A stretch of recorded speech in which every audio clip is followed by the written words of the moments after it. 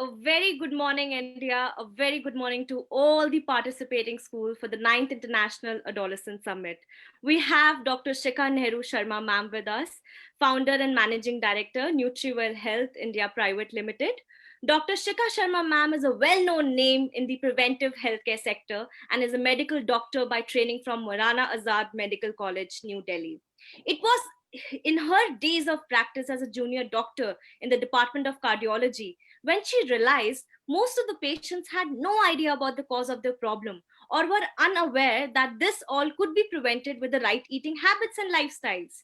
This shaped the desire to work for the preventive healthcare with the scientific approach, and NutriHealth was set up. The organization is a pioneer in integrating modern nutrition with Vedic nutrition. She has also launched a diet app which got over 1 lakh downloads in less than 4 months of the launch, currently close to 7 lakh downloads now. The app offers free diet plans for PCOS, weight gain, diabetes management, etc. We have ma'am now. Ma'am, we would love to hear something from you, ma'am. Please, over to you, ma'am. Thank you so much. Uh, Yes. I'll just take a minute more because it's so tempting to once again talk about Dr. Shikha because she's not only a doctor and a great community health pioneer. I would say she's a phenomena that transforms the society, the community, and the thinkers, the policy makers into bringing about a change that is lasting and also empowering leadership of young India into leaders for health of our families, our young people. After all, the whole purpose of the International Adolescent Summit, Dr. Shikha, is to also, the entire ownership lies in the hands of the next generation. I mean, 20 years from now, I think they are the people who will be in the policy making. They'll be in the planning. And we all know that physical, psychological, and social health, and even spiritual health now, as you've been a explorer of Vedic, philosophy towards well-being, the thinking minds of the country from nook and corner. We are so happy that we have thousands of children, adolescents who have registered along with their respected teachers for this adolescent summit. And the beginning, the first time, the outreach, thanks to the virtual platform, has been so phenomenal. From the corner of the country in Far East, Assam, Arunachal, to the southernmost tip of Tamil Nadu, Tuticorin, even places like Kanyakumari, and northern, say, Amritsar, Firozpur. I mean, so fascinating to see the childhood India, the adolescent India.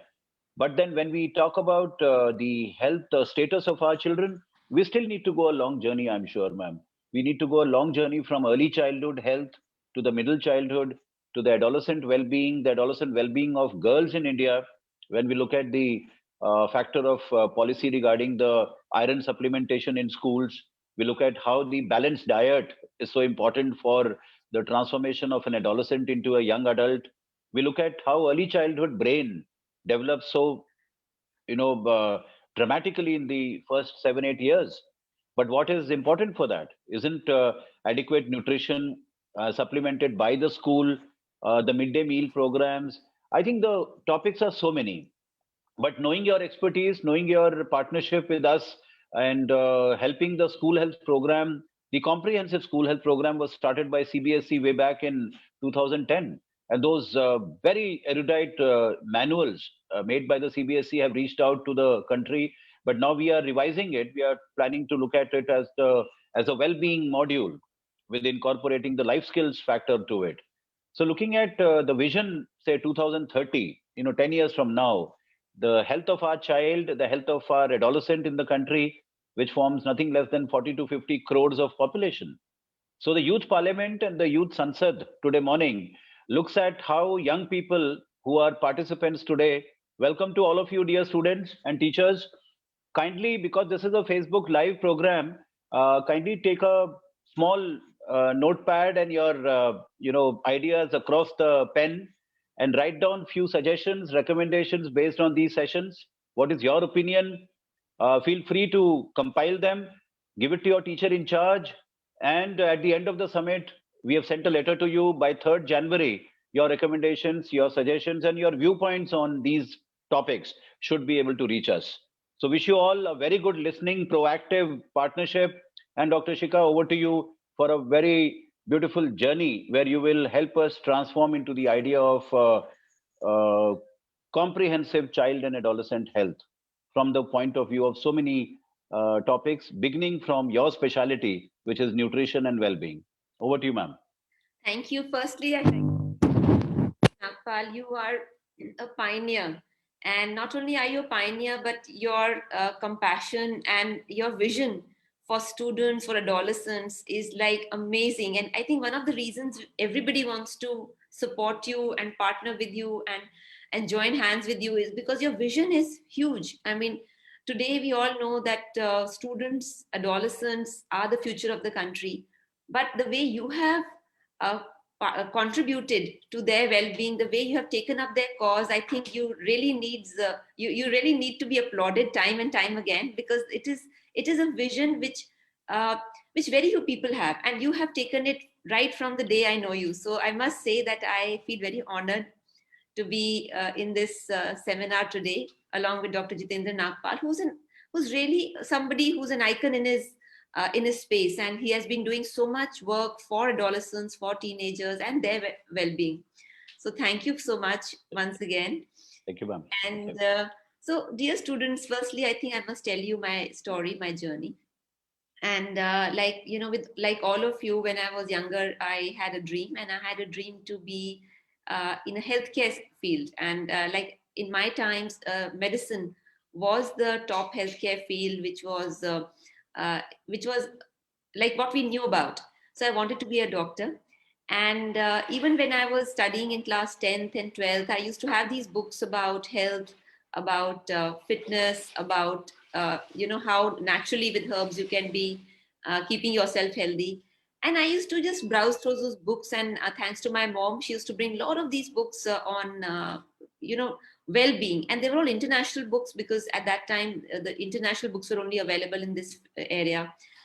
Then, when I did my medicine and I was posted into the Department of Cardiology, I distinctly remember as a very young doctor, because I just finished medicine and got that posting, I saw deaths in front of my eyes. I saw patients with heart attack being brought into the ICU, and in front of my eyes, those patients died. And as a young doctor in the uh, ICU, which is intensive care unit, the cardiology unit, I thought that I couldn't help in any way.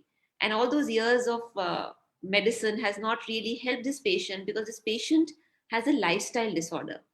And and many patients, of course, survived, because GB Pant Hospital in New Delhi is one of the premier hospitals. But I used to see that when they survived, they used to think, oh, it's just an accident which has happened in their heart. They never realized that their diet, their nutrition, their lack of exercise, the way they were, their negative thinking. And when I say negative thinking, we say stress. Actually, stress is not really negative. It is how the story around stress that we call negative. And if we create negative stories around a situation, that becomes negative thinking. I'll give you a small example why I don't think stress is bad. Because if suppose you are going to your school and your shoes get wet because somebody has say you kind of get into a puddle or something. One way could be, oh, you feel negative, oh, my day is bad, this is bad, that is bad, and in the mornings, whose face had I seen that this whole day went back? Or you can say, oh, it's just a situation, it happened, okay, no problem. I'll reach school and I'll take off my shoes and I'll dry, and tomorrow you would be careful, and it's just a learning experience. So, how you construe, or what is the story you build around anything which is unpleasant, is basically either stress or a learning. And I feel there is no negative stress. Everything is a learning, and it'll only teach you to be better, as a better human being, as a better professional. So that's how I started thinking that, okay, this is a problem. And initially, like everybody else, like young people think, why doesn't he change himself? Why doesn't he do this? Why doesn't he do that? But one fine day, a thought came into my mind: why are you blaming others? What are you doing for them?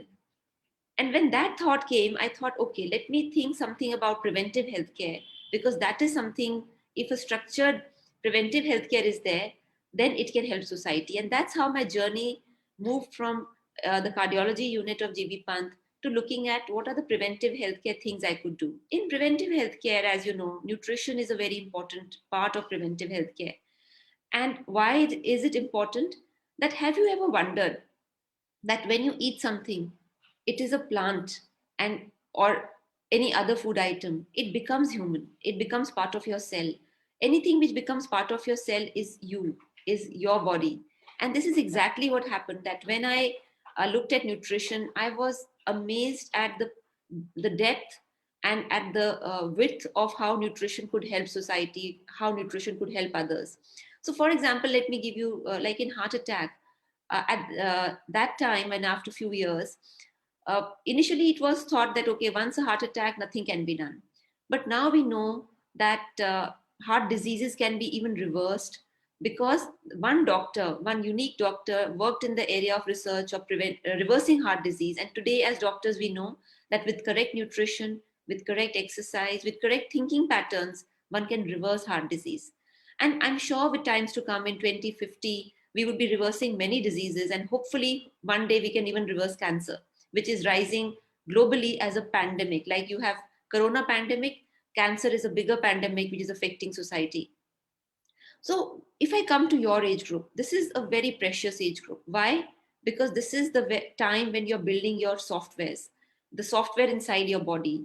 Now, why do I call it a software? I call it a software because this is the coding you are creating for your own self. Your entire life will run on this coding. And how you code yourself today will depend on what you become and what is your situation when you are 40 years of age or 50 years of age.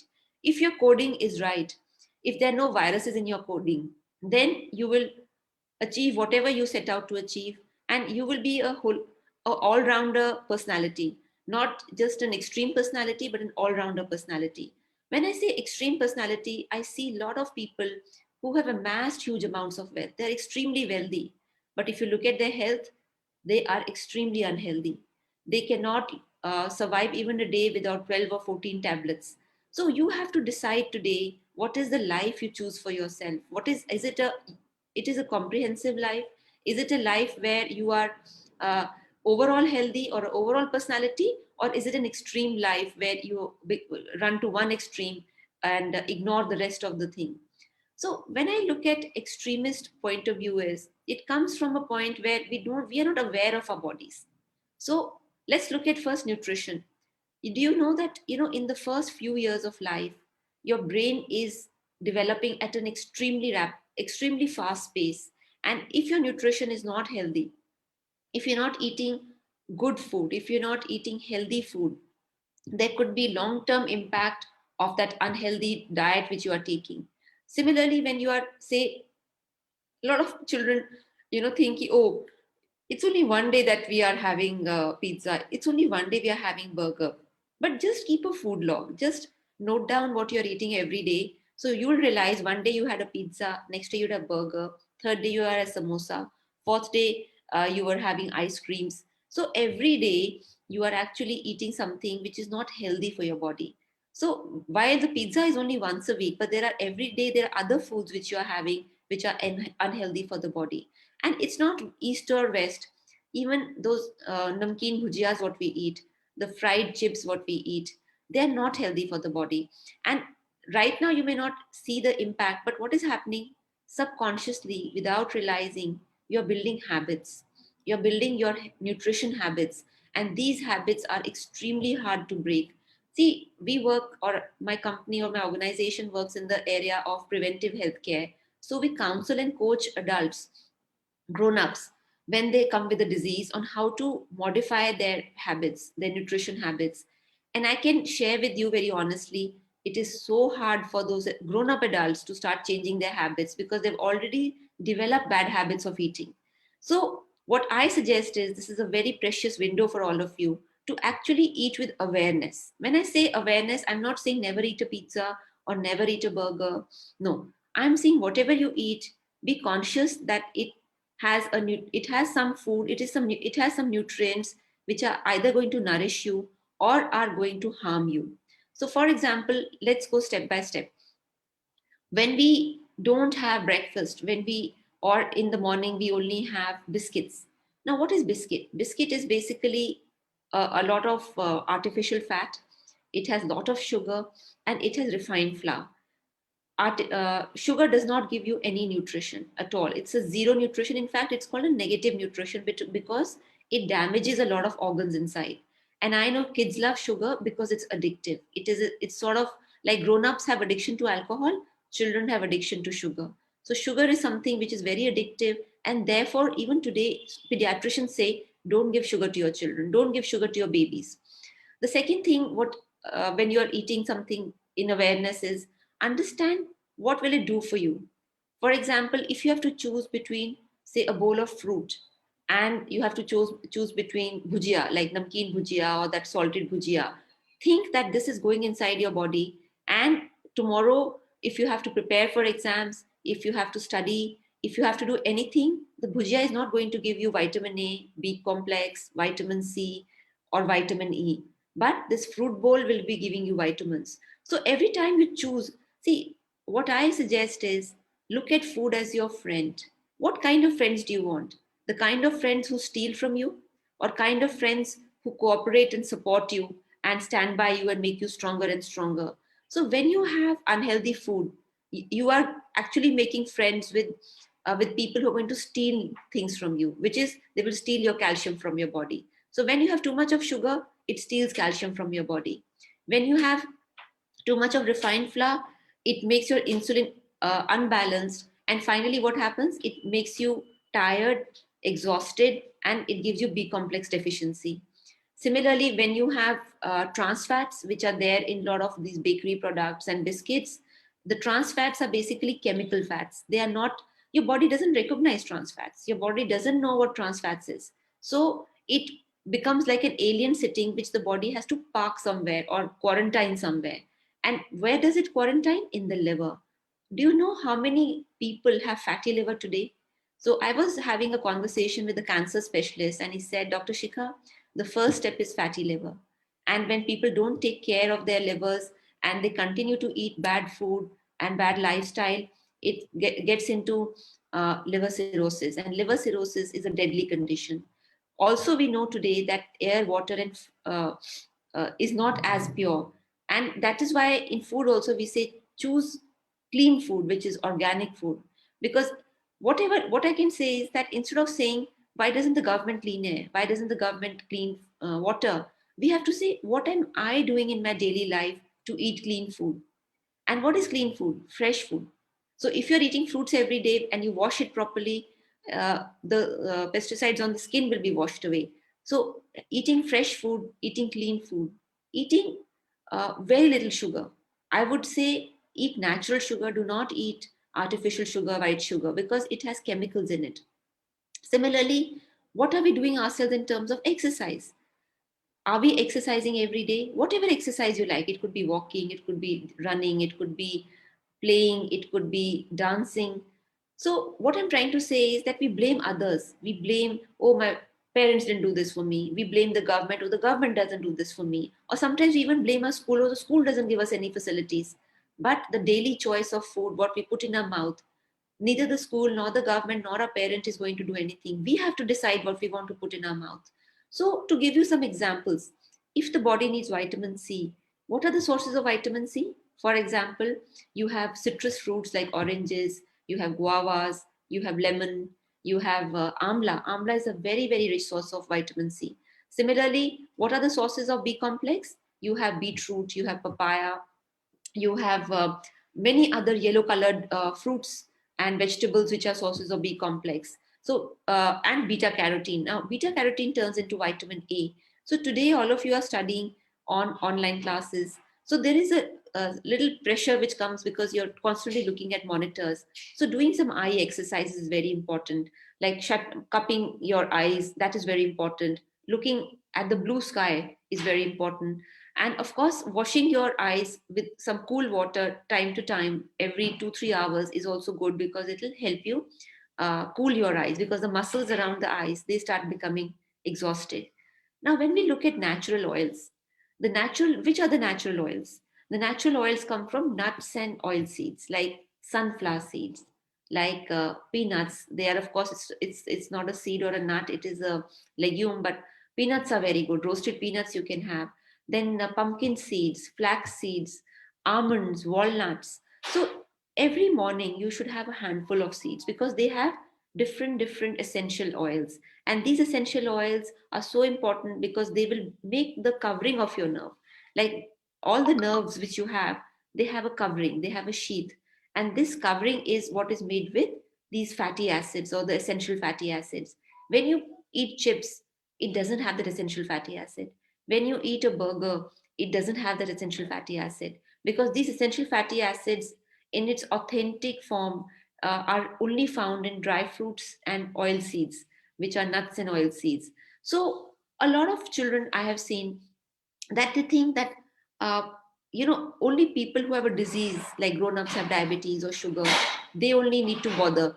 But the reality is only the health starts from childhood. It's not that today you are seeing your father or your grandfather with diabetes, so it he suddenly got diabetes when he was 50 or 70. No, it started from your childhood eating habits, and slowly your body gives way, and at one fine day you realize and you are pronounced that, oh, now you are a diabetic.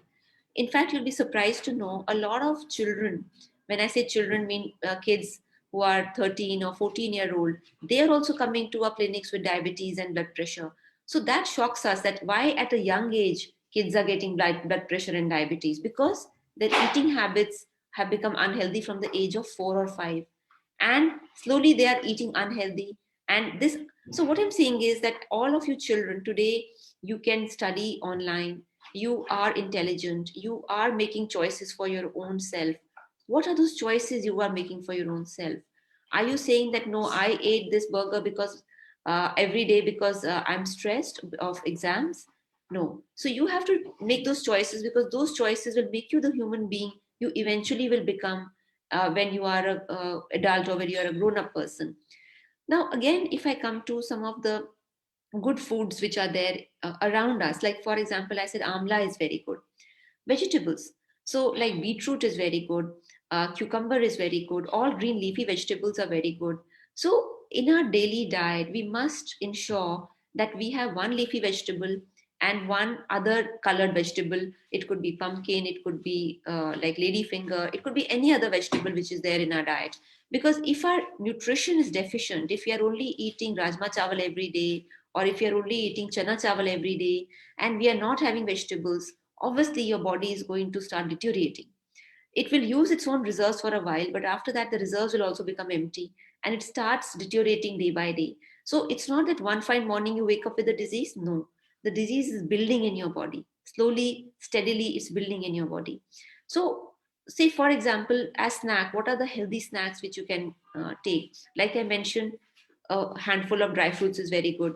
Similarly, if you have fruits, cut fruits, they are very good, because if you cut fruits and eat them, it's and have different color. Like you can have grapes, you can have apple, you can have oranges, you can have papaya, you can have guava. So all these fruits are good for you. The third thing is, when you are having even grains, try to have multigrains. Like you have ragi, you can have ragi roti, jwar, bajra, oats. You don't have to have bread. Bread is one of the most, I would say, harmful things for the body.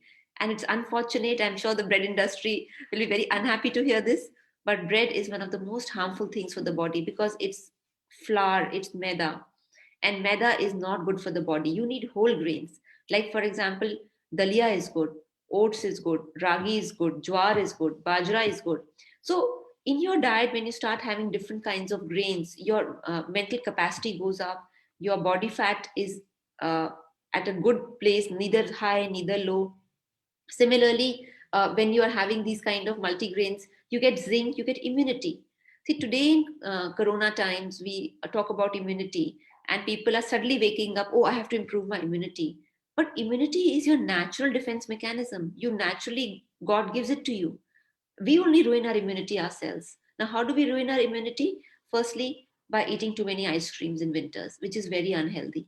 Secondly, by not exercising at all, by not getting sunshine, and not having foods which give you immunity. So, like zinc is very important.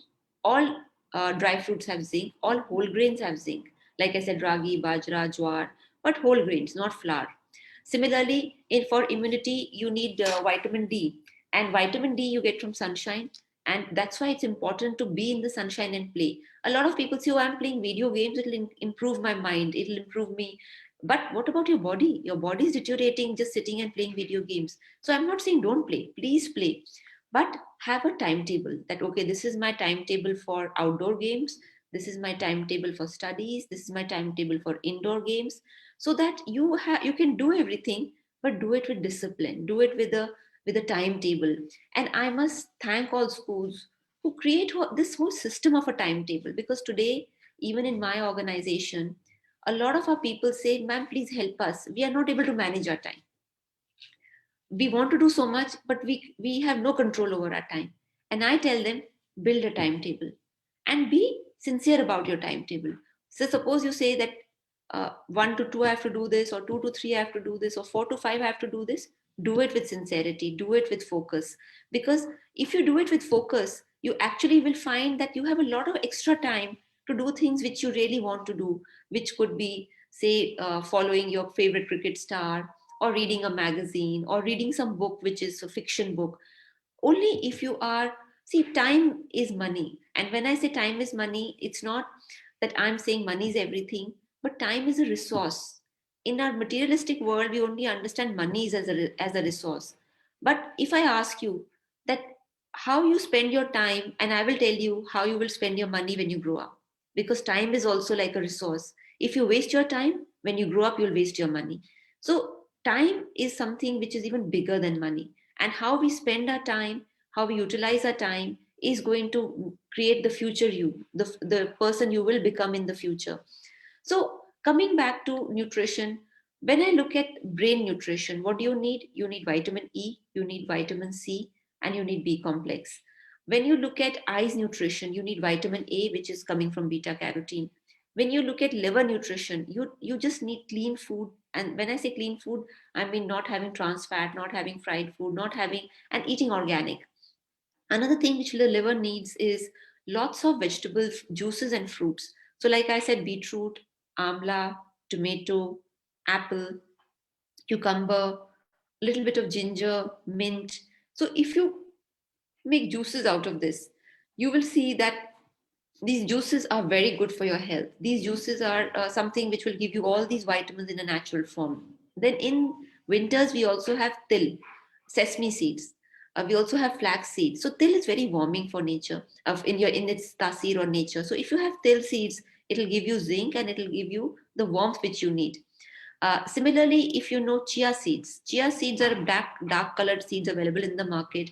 So you can add chia seeds either to your milk or to the vegetable juice, or even to or to your salads or to vegetables. You don't have to have them separately. Again, I would say roasted murmura, roasted chana, roasted peanuts, and kishmish or dates, which is khajur.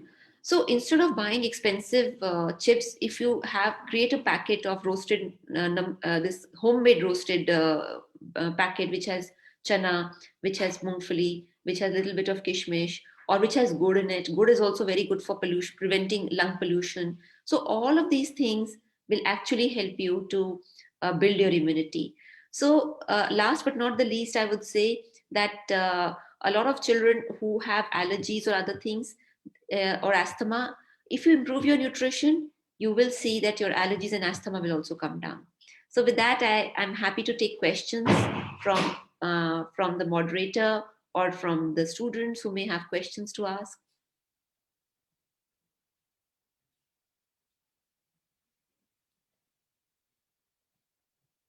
Yes. Thank you so much, ma'am. I think this has been a very comprehensive understanding about nutrition.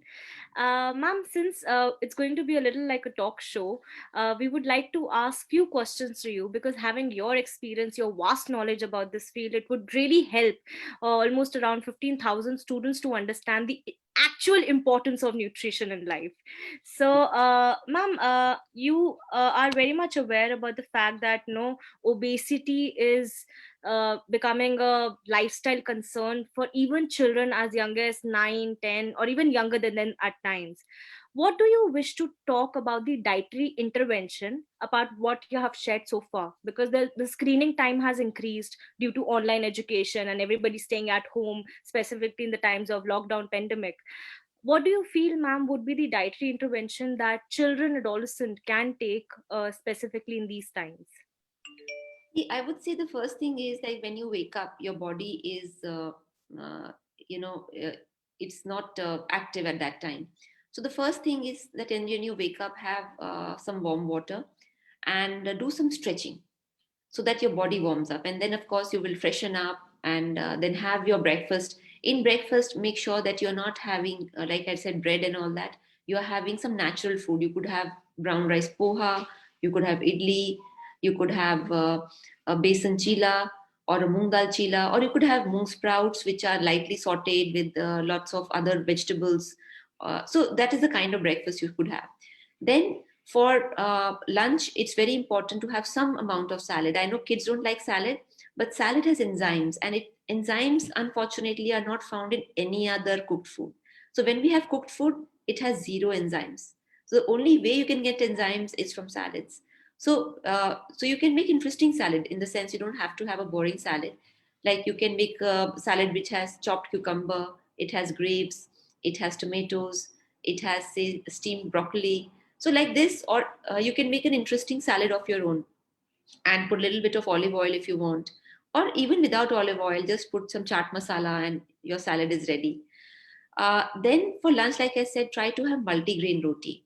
And like people say कि नहीं हमारी mummy तो यही बनाती है, I would say educate your mummy also. Tell your mummy that this is what we learned today. So let's have multigrain roti. Because you know what I have seen is that it's not that education flows from parents to children. Children also educate their parents. And if you can come up with new ideas कि मुझे ये बनाना है या ये खाना है हमें. So make sure you have two vegetables in your diet, in your lunch. And then in winters, rather than having those pre-mixed coffees, have a soup. A soup is much better. And even if suppose you're having a pre-mixed soup, though I would say have fresh soup, but at least put a lot of vegetables in it. Now, one thing which I would say is a lot of children love Maggie and all these noodles, but have them once in a while. I'm not saying don't have them, but don't have them every day, because I know that in winters, all children say they get their Maggie packet, put it in hot water, and they're done. And today you have these packets where you don't even have to cook; you just have to add hot water, and it's ready. So I'm saying once in a while it's okay, but don't make it a habit, because then you will not develop natural taste buds. See, what is natural taste buds? Natural taste buds are that they enjoy natural flavors. And once your taste buds, you spoil them with too much fat, sugar, and salt, then your taste buds get aligned to very high level of salt or high level of sugar. And then it takes time for you to retrain yourself. You're training your body. See, like you're getting training in school for education, you're also training your mind and body towards food. Like, for example, a Japanese cannot eat an Indian food, and an Indian finds it hard to eat a Japanese food. How come? Have you ever wondered? We are all humans. We have the same body, the same tongue, the same mind. It's just that they get trained to eat Japanese food, we get trained to eat Indian food, and the African gets trained to eat African food. But actually, it's all training. There is nothing else. And how you train your tongue or palate is what you will ultimately become. Absolutely, ma'am. I think it all starts somewhere from here, for sure. Ma'am, would you like to elaborate a little bit on how the role of schools, school doctors, nurses, primary healthcare professionals, can emphasize on understanding the child nutritional state? Because unfortunately, ma'am, I think this is something which is not taken seriously. Specifically when we talk about malnutrition, a lot of mental health concerns during while pregnancy, when the child is in the womb, and it all starts right from there. So something that you would like to elaborate about malnutrition so that children can be become more aware about it. Yes. So there are two kinds of nutritional disorders. One is undernutrition, which you see people like if you see on the roadside, there are little kids standing there and they're undernourished. That means they have a deficiency of everything: protein, carbs, vitamins, minerals, everything they're deficient in. And then it's called malnutrition. So malnutrition is bad nutrition. So you could be having your body weight could be more than normal, but your body is deficient in very important vitamins. So that is malnutrition. So what happens with malnutrition is your brain power comes down, your ability to grasp knowledge comes down, your physical stamina comes down, your endurance comes down. So what schools and colleges, or rather schools, could do is, because I think it's a school forum, is basically make nutrition fun. I don't believe in teaching nutrition. I don't believe that people have to be taught nutrition. I believe people have to discover nutrition. People have to enjoy nutrition. See, this is one of the best educations you can eat and see, no? See, you cannot eat history, you cannot eat geography, you cannot eat physics, but you can eat and learn. This is the only field where you eat and learn. So I feel that it should be always fun. Like, for example, one day the teacher could say that, okay, today is a fruit day, get different kind of fruits, and also tell us that what nutrition that fruit has. So the entire class gets different kinds of fruits and just says one line about what is in this fruit, right? The next day it could be that, okay, let's get different kind of paranthas which are not fried but which have different vegetables. And then whichever parantha you have got, you will say, okay, what vegetable is that? Suppose one child has got spinach parantha. He will say, okay, in my parantha, what does spinach do? If you remember, there is a cartoon called Popeye, and he keeps eating spinach and gets stronger. So that's how nutrition has to be learned. So third day, the teacher could say, okay, today we are going to do a jugalbandi of foods. So one team is going to get healthy grains, whatever grains, and one team is going to get healthy vegetables. And we'll do a jugalbandi, that what tastes good with what. So they learn about food combination. They learn that which food should be combined with which food. So I think nutrition has to be fun. It cannot be taught as a curriculum. It has to be experienced. Like they say, meditation cannot be taught. You have to experience it. Similarly, nutrition cannot be taught. You have to experience and discover. And you can go out and see on the net, make a project, and eat that project. Don't just make it. Wow, I think, ma'am, this has been so much fun to listen to the way you said that we need to discover about nutrition. It's really enlightening, ma'am. One thing, ma'am, that I would like to ask you about is there's a nutrition pyramid. There's a certain concentration, the level of concentration that we should remember when we eat food. Would you like to talk a little more on that? There is Yes. a pyramid, of course, a lot of people are aware of. It starts very basic, from a very basic childhood, when we understand something that, because we believe people are forgetting it. So to just remind them once about the pyramid, it would be nice, ma'am. Yes. So the nutritional pyramid is basically like a pyramid, that what you should eat less is on top. So it is a ulta pyramid. Normally in a pyramid, you say that the best thing is at the top and the worst thing is at the bottom. In this nutritional pyramid, the worst thing is at the top and the best thing is at the bottom. So in the pyramid, what you should eat more and more and more is at the bottom, which is fruits and vegetables and salads and cereals. And what you should eat very little is at the top, which is junk food. So it is basically, and ideally, if I had been given a choice to design this pyramid, I would put it ulta, like an ulta pyramid. So what you should eat should be on the top with fruits, vegetables, salads, and what you should eat very little should be at the bottom, which is uh, high sugar, high fat food. So that is so in my opinion, keep the pyramid ulta, because we all want to go up. So keep the pyramid ulta and then see it. Thank you so much, ma'am. Thank you. I think this has been a very, very important learning experience for all of us. Ma'am, would you like to talk about some health initiative, under Atmanirbhar Abhiyan also, and like how our Honorable Prime Minister Narendra Modi sir talks about Fit India, something on that, maybe how Government of India is working towards the beneficial of understanding, of inculcating about nutritional importance. Because as far as I remember, according to Ministry of Women and Child Development, whenever you used to go for the meeting, there was always highlighted that lactating mothers, the children as young as, when they're born or in their formative years, they lack nutrition, and that, visibly affects their cognitive, their physical development. So what do you feel that Government of India is doing in this favor? Something on that, ma'am. Yes. you would like to talk. So yes, and I must say that our Honorable Prime Minister is very innovative, and the 2 3 initiatives which the Honorable Prime Minister has started are amazing. The first is Clean India. See, hygiene and cleanliness is the foundation of health, and as doctors, as people in wellness, we all know that without hygiene there is no health. So hygiene is very important, and like I said, all students, I think you can become ambassadors of hygiene. You know, wherever you sit, make sure that area, don't keep it dirty. When you eat something, don't throw wrappers around. It's just, I would say, civic sense, and it is honoring your environment and honoring the person who's going to sit after you in the same place.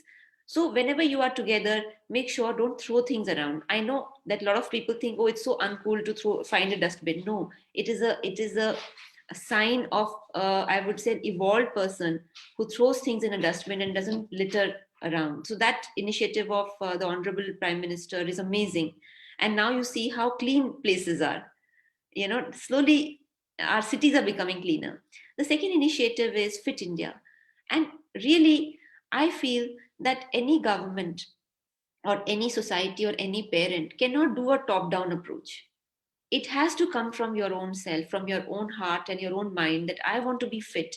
And Fit India is basically that the government is saying that India can become successful and self-reliant only if it's fit. If you're ill, if you're in the hospital all the time, how you cannot support yourself, how will you help anybody else? So I always feel that illness is the first project we should have in our life. Fitness and health and staying away from illness should be the first project we should have in our life. Other projects will happen on its own. So Fit India is a wonderful project which the government has started. The third is Atmanirbhar. Now, Atmanirbhar is a very, very spiritual concept, which means you're self-reliant. And what does self-reliant mean? That you trust that you have the potential, you have the power, and you have the ability. Now, these are very important words, and I'll spend some time. When I say we have to believe we have the potential, meaning that nobody has to give us this potential from outside. God has already put that potential inside. So you have the potential.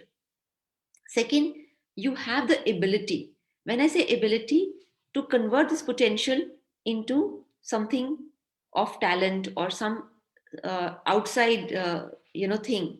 So you have the ability to convert this potential into something bigger. That you have to always believe. And the third thing is that you have to believe that you deserve all the good things in life. When you think that you deserve all the good things in life, automatically you will radiate a positive energy and people will come out and support you. But if you keep cribbing and crying and complaining, nobody wants to associate with complainers. And the reason I'm saying is because a lot of children feel, oh, I'm small, I'm chota bacha, so I'm helpless. No, children are not helpless. If you know that today environmental movements are being started by 16-year-old kids, and the World Forum has to sit up and listen to those kids, because one thing which kids have is a pure heart and a clear mind. They are not conditioned yet. So a pure heart and a clear mind. So this can be, you can use this pure heart and a clear mind to do even bigger things for yourself, for environment, for society, for everybody. Absolutely, ma'am. And that, that intrinsic motivation to bring about a change starts from within. And Yeah. once it starts, I believe a lot of things change very positively. In fact, I must add, what Gandhiji said, be the change. That And you, today also it's so relevant. And I would say, reiterate Gandhiji, you be the change. Don't try to change others. First, change yes, yourself. absolutely, Okay. ma'am. Absolutely. Rajita, can I ask a question? It's a Yes, very yes, small ma'am. Over question, to ma'am. you. In short, can you just a rapid fire kind of thing? Can you just tell us 10 dietary things a teenager should take? 10 best foods, I would say. And other thing which I want to add on with this is the world is talking about the ikigai concept. And I heard in many schools that they are trying students to formulate or just to be the part of that ikigai concept. That's I want an answer to it, ma'am. Yeah, yeah. So for the first thing, I will answer, and maybe if you could, on online, just search for an ikigai picture and share it. Aparajita, could you just share an ikigai picture and share it? I'll Because just I look would for like it. to show the picture then, And in the meanwhile, I'll tell you the 10 things which adolescents can have. First thing I would say, in winters, have amla, have chawanprash, have flax seeds, oil seeds. Like I said, have a handful of seeds. Have a bowl of fruit every day. Have vegetable juices. Like I've given the recipe. Have a glass of vegetable juice every day. Then there is a Ayush Kwath, which again the Honorable Prime Minister through Ayush Ministry has released, in which you have dalchini, you have gur, you have adrak, you have tulsi, uh, and you have to boil this. And this boiled thing you can have as a quath, which is good for your immunity. So you can have that. I've already mentioned salad. Have dalia or mixed dalia every day, or a mixed aate ki roti every day, because that will give you all the different kinds of uh, uh, nutrients. Because see, gehu doesn't have all nutrients, and chawal or rice doesn't have all nutrients. But if you have, in West they eat muesli, in which you have oats, you have some other grains mixed together. So in Indian context, you can have jwar, bajra, ragi, a mixed atta roti, which you can have every day. I said earlier also, two vegetables, a must. In your diet, two vegetables should be eaten every day, because normally what happens in winters, we have parantha and we have paneer and we have rajma and we have chawal, and we completely forget vegetables. But no, you should have two vegetables every day. And like I said, salads are a good source of enzymes. Please have salads, because that is going to help you in getting those enzymes. So those are, I don't know, have I covered 10, or how far have I gone? I think you've covered very comprehensively a lot of dietary intervention that every adolescent, child, or maybe even for that matter, adult should keep in mind. Yes, Ma'am, there's just one last to it because we have last 10 minutes with you now. yes. Ma'am, gymming, steroids, crash dieting, teenagers are ready to do anything for that perfect body. How to have that perfect body? How has the perception of healthy body changed over the past few years? Because I personally feel that a lot of adolescents, they get really influenced by how media shows, keeping their health intact, and like how Kareena Kapoor zero size figure was a huge controversy. So something about adolescents having the perception of healthy body has to do with the first step of having good nutrition. So something on that, maybe would you like to elaborate? Yes.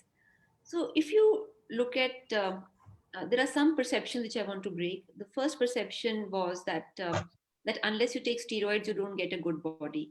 And if you look at any magazine, you have natural athletes, which means that they have never touched a steroid. And these natural athletes are in vogue today. And if you see Akshay Kumar, he's a natural athlete, which means that his body is, and in the industry, it's called the fittest actor. And you Yes, see, ma'am. and you can clearly see he doesn't, he has all the strength even at, after spending 25, 30 years in the industry. He has the shape of a young actor. The second thing is, what would you say if I tell you that there are a lot of people coming who say that, okay, I want to remove fat by a surgery. What would you call those people? You would call them not wise, no? The same thing I would say, it's not wise to look at a lottery or a quick fix. This is a lottery thing, कि मुझे कुछ गोली दे दो कि मैं कल intelligent हो जाऊं, मुझे कुछ गोली दे दो कि कल मैं पतला हो जाऊं, कुछ गोली दे दो कि मुझे नींद आ जाए, मुझे कुछ गोली दे दो कि मेरी प्रॉब्लम्स चली जाएं. So this whole concept of a pill for every ill, in the West they call it a pill for every ill, कि हर चीज का एक जो आंसर है वो गोली है. No, it is comprehensive, it is holistic, and it is your attitude. Today, a lot of people to gain height are taking goalies, a lot of people to lose weight are taking goalies. So, what I'm saying is, it is your mindset, it is your attitude. There is no quick fix in life. And uh, and ultimately, I'll tell you, and this is something which is a little out of normal, but you know, the school is not only about that you have to just get 90%. The school that is training you the self discipline to succeed in life. So when somebody cheats and gets 90%, they're not cheating the school, or they're cheating themselves, because the discipline of your self discipline or hard work which you are getting trained for in school, is this is what is going to help you in life. See, what I only want to share is that today what happens, that people say, oh, I got a 90 or I got a 88. I wish I had some I wish I could also cheat like the other student and get more marks. I would say no. The marks is only a number. The real thing which you learn in school is self-discipline, collaboration, uh, dedication, and focus and determination. That is really, and I say all schools basically teach you this fundamental, which you find useful in your later life. Because just getting 1 mark more and 1 mark less by cheating will not help anybody. So focus on self development and discipline and determination, and that is what's going to be useful forever. See, for example, today I don't have to take out my marks. I don't need my marks sheet, but the discipline which the school taught me every day I use. That's so lovely, ma'am. It has been such a nice experience so far to listen to each point shared by you. Thank I you had so a much, ma'am. point here, Dr. Shikha. Thank you so much for actually rendering an invocation.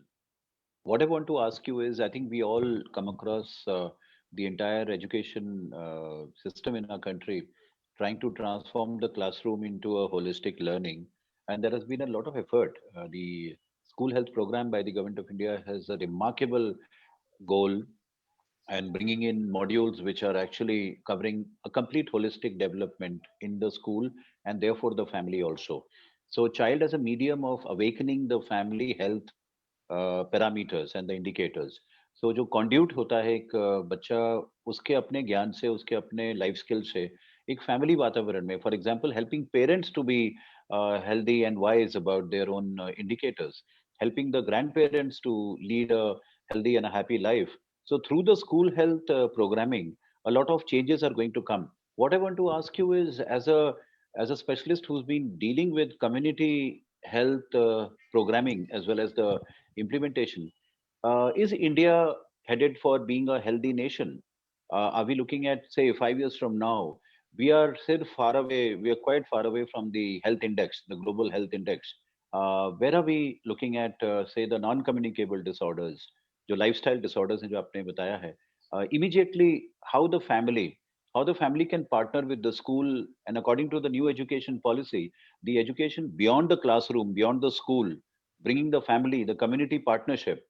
उसमें आपका क्या suggestion है, so that our partner schools in this adolescent summit and thousands of adolescents who are going to be changing their perception and being the leaders, how do they actually partner with their own family as crusaders, as peer educators, messengers, ambassadors of well-being? एक family school की partnership का थोड़ा सा बता दीजिए and will conclude with that. Yes. So yes, I will take up that ikigai also, because I will. I would answer that. But first, I will answer your question. Is, see, I feel that children are the change agents. Right now, our country is not in a very good position in terms of health, and we are heading for a health crisis in coming times unless we change our trajectory. With the current trajectory, the way we all are going in terms, we are heading for a health crisis. So now this trajectory can be changed, this missile can be diverted only by the partnership between the schools and the community, because I feel children are change agents, because we all want the best for children, the parents want the best for children, and children have a very powerful voice. We all know that every parent listens to the child. So I think if the children understand why it's important to be healthy, and they start formulating those habits both in school and at home. So as part of homework, it could be that, what healthy habits are you following at home? Can health become the new fashion statement? So instead of a branded clothes, can health become actually the new fashion statement in schools? And can the children become the brand ambassadors for mind, body, physical health, complete health? So yes, I would say in terms of partnership, the best thing would be to launch a program where we honor those students who are change agents, honor those schools which are change agents, honor those teachers who are change agents, and honor those ecosystems, those collaborative ecosystems who are bringing change. And like we have startup entrepreneurships, we have startup awards. We should have a startup award for bringing change. Wonderful. I think that precisely what is the the preamble of such a summit. And the first time in the country, thousands of young people are sitting together. They are introspecting along with their teachers about the larger goal of education and the larger goal of how community partnerships can happen. I think that's a fabulous phrase, ma'am. Health as a fashion statement and branding health and happiness as a goal of life, not just about certain commodities and purchases that we do in terms of our advertisements. I think that's a wonderful beginning to a cause. And your presence and participation in such country events has always been a great blessing. And with good wishes, you've always been there. I think there are lot of thoughts and ideas coming to the peer educators and the adolescent participants who are watching this program. And we again are requesting all of you students to pen down certain ideas and suggestions based on what Dr. Shika has said. It is not just about your own ways of, eating food and nutrition. What Madam has touched upon is a complete embodiment of well-being. It's a physical, psychological, and a social well-being, and nutrition becomes the messenger, the harbinger of that well-being. Here is where the message lies today, and we need to brand that. We need to make it a fashion statement. And do right, do keep accumulating these ideas and pen them down and give it to your teacher, so that your ideas and suggestions as ambassadors, as messengers, come to all of us and we compile them. And we'll certainly have Dr. Shika reviewing them also. Maybe you can help us, taking some of the cardinal recommendations, ma'am, when the students have already sent to us.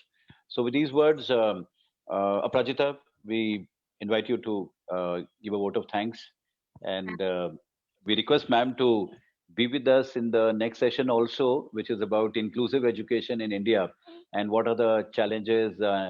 Looking at that also actually covers a lot of health in the people who go through a lot of coping with disabilities in life. And I think nutrition has a very important contribution to the special needs population in our country. So we'll have that discussion in the next 1 hour. We are really humbled and thankful to Dr. Shikaji for the great amount of awakening through her words and experience in life. Yes. Absolutely, Thank sir. you. I think it Yeah, has been please a go ahead. really enlightening experience for all the students across from India who are watching us and all the teachers. You will be so happy to know, ma'am, I got messages while you were speaking that can we know a little more about Shikha, ma'am? It's such a nice listening to her. So just a huge thanks from Expressions India team and ma'am from National Book Trust. We are really lucky to have you here, and it was an absolute honor for the entire team and all the participating schools to listen to you, ma'am. Thank you so much, ma'am. आपका बहुत बहुत शुक्रिया. Thank you, ma'am. Thank you so much, and I wish you a lovely New Year. Now we are approaching New Year, and I would say one thing, and that this year when the lockdown happened, what was the first document I pulled out of the internet? That was an ikigai chart, and I did my own ikigai. So that's why I was so happy to hear this word again. And I would say that before the New Year starts, all the kids, all the teachers, if they just do that exercise, it will open their minds. And all the best to Expressions India and Dr. Nagpal for leading this initiative. I mean, it's absolutely wonderful work. Thank you. Thank you so Very much. true, ma'am. Ikigai is in fact an awakening, as you said rightly. It is an awakening for empowerment.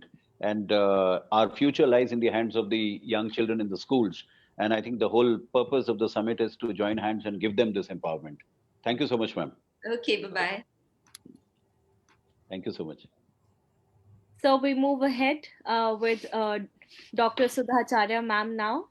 We have Yes, Sudha ma'am ma'am is joining. with us. Ma'am is joined. She's been listening Okay, to the wonderful. session also. Welcome, Dr. Sudha ma'am.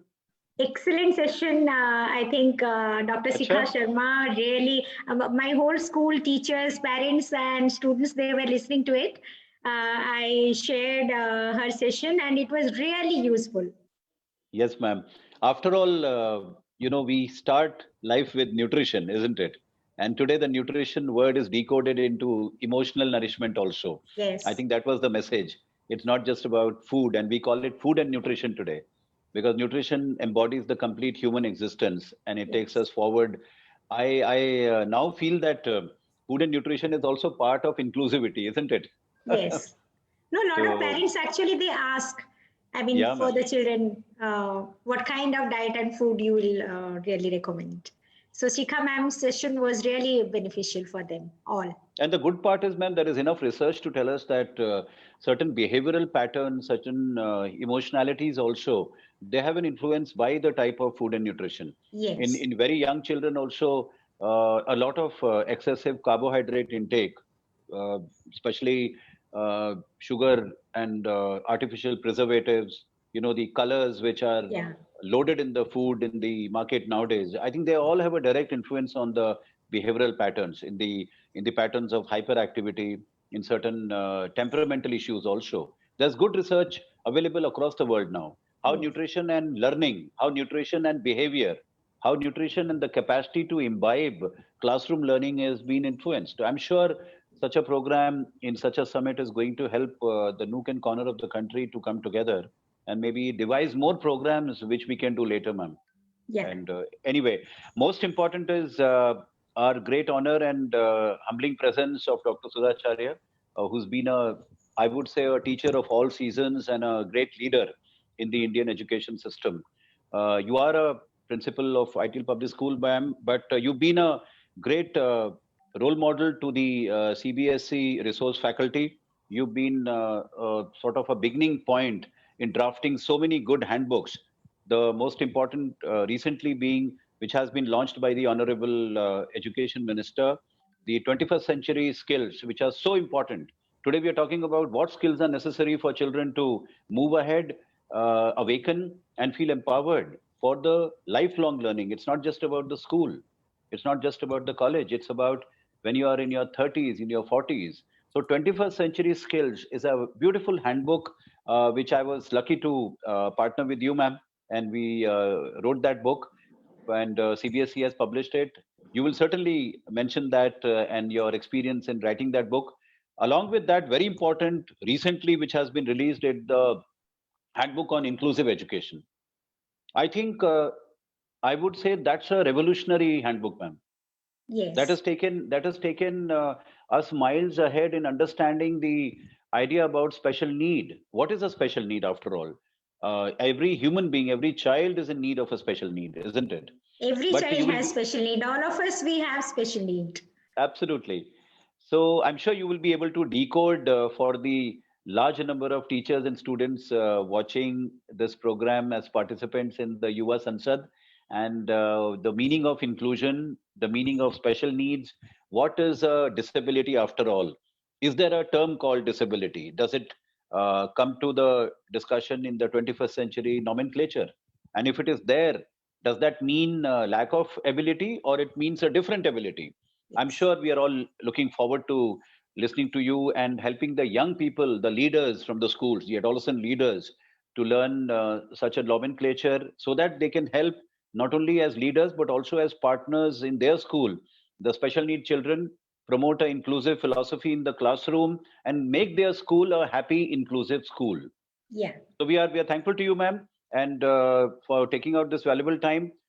We will like you to take about 30 minutes to tell us your own version of how the policies and the plannings and the PWD Act has come into India, and then maybe we can have few question answers.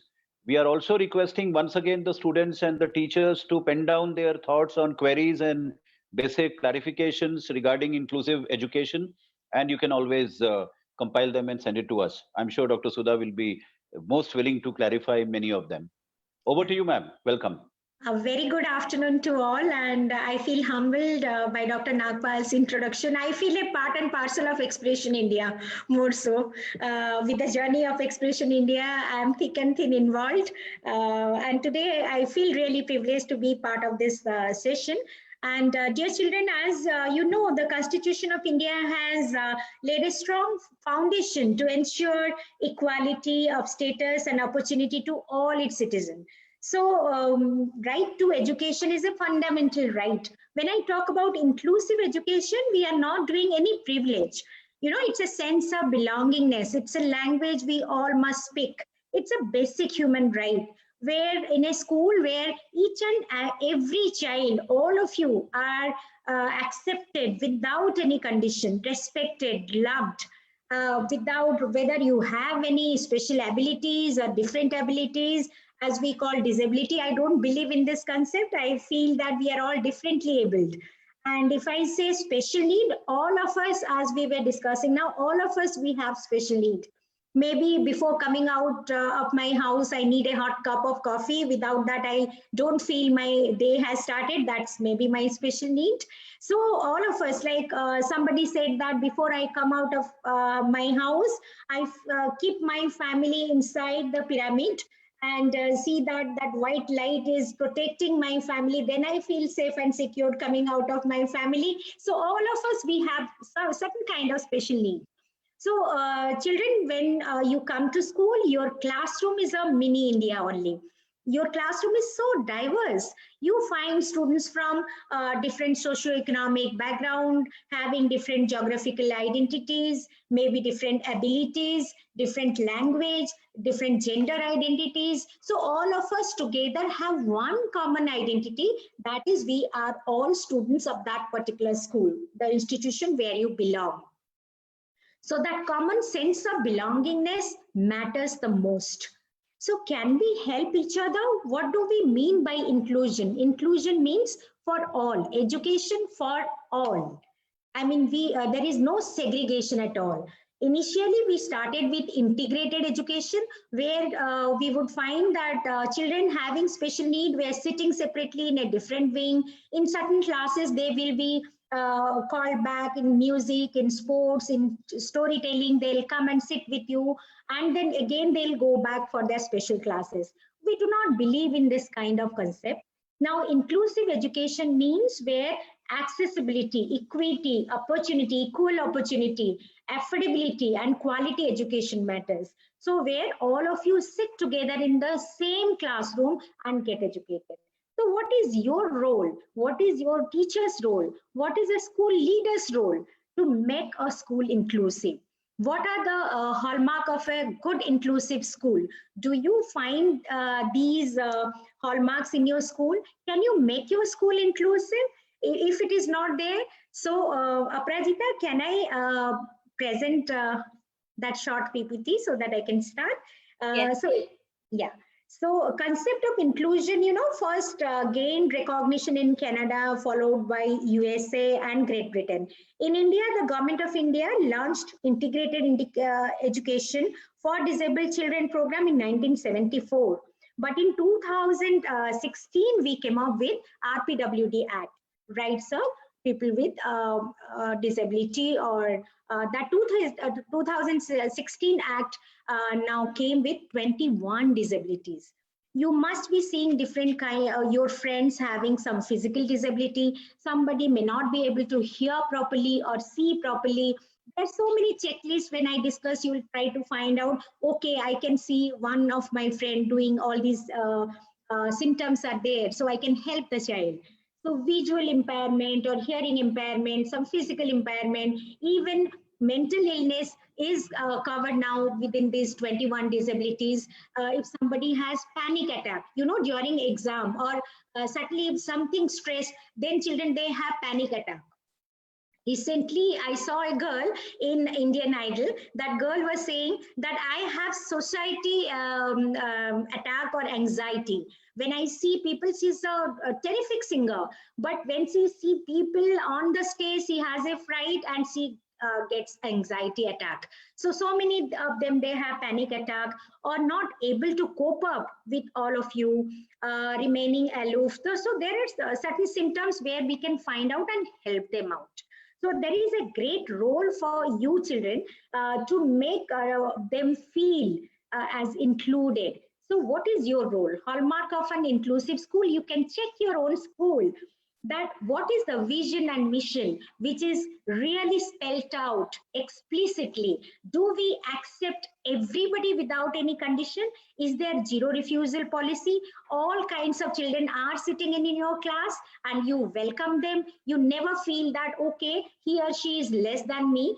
I can see, I can walk, I can run, I can play, I'm good in academics, and this child cannot see maybe properly or has certain learning disability. So he or she is somehow not equal to me. So do you feel that way?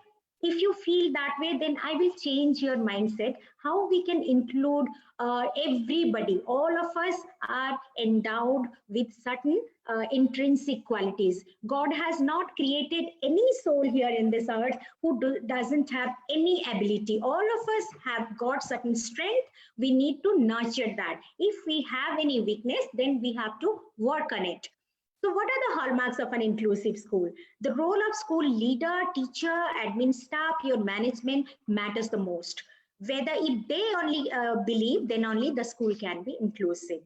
And then you find out what is the vision and mission of your school, where every child, we work for each and every child. I believe if comfortable, caring, compassionate environment is provided, each child can learn and thrive.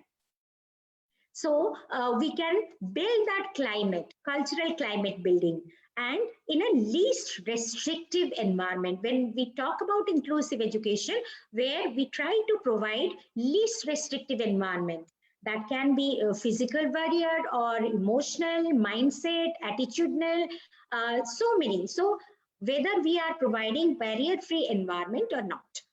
Next is whether our teachers are empowered. Are they properly trained to deal with these special need children? If some of you may learn visually, some of you are textual learners, some of you learn by doing, so kinesthetic, visual, auditory learners, all of you learn at your own pace.